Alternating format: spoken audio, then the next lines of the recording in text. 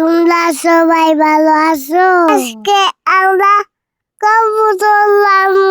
তো আসসালামু আলাইকুম সবাইকে, কেমন আছো সবাই? লাউটা নিয়েছি মসুর ডাল দিয়ে রান্না করার জন্য, আলু পেঁয়াজ রসুন হচ্ছে কবুতর দিয়ে রান্না করব। এই তো এগুলোকে আমি এখন ভালো করে ধুয়ে নিয়েছি, আর এগুলো ধোয়া শেষ হওয়ার পর আমি কবুতরগুলো কেটে এটা হচ্ছে কবুতরের গিলাটা, যেটার ভেতর ময়লা থাকে, আর এটা তুলতে আমার খুবই ভালো লাগে। আগে এই ময়লার অংশটা দেখতে কিরকম ঘৃণা লাগতো, আর এখন এগুলো সাধারণ ব্যাপার। ডালগুলো বাগার দিয়ে নিয়েছি, লাউ ডাল রান্নার ঝামেলাটা শেষ করে তারপর আমি কবুতর রান্না বসি। ভাবছিলাম কবুতর রান্না করবো কিন্তু আলু দিব না, তারপর চিন্তা ভাবনা করে আলুগুলো দিতেই হলো। এখন আমি একটা একটা করে সব মশলা টসলা দিয়ে নিচ্ছি, তারপর পানি দিয়ে কিছুক্ষণ ভালো করে কষিয়ে নিলাম। একটু কষাইতে না কষাইতে ধৈর্য আর কুলায় না, তারপর কবুতরগুলোকে কষানিতে দিয়ে কবুতরগুলো কষানি শেষ হলে আলুগুলো দিয়ে দিলাম। আলুগুলোর সাথে এগুলো আবার একসাথে কষিয়ে নেই। কষানোর পরে আমি গিলাটা তুলে খেয়ে ফেললাম। খুব ভালো কাজ করছি না? এখন আমি জিরাগুলো টেলে নিচ্ছি, আর আমার ছেলে আমাকে শান্তি দিচ্ছে। আমাদের আজকে রান্নাবাড়ি শেষ, সে বাবার সাথে নামাজ পড়তে যাবে। তো এই পর্যন্তই, আল্লাহ হাফেজ সবাইকে, ভালো থেকো সবাই।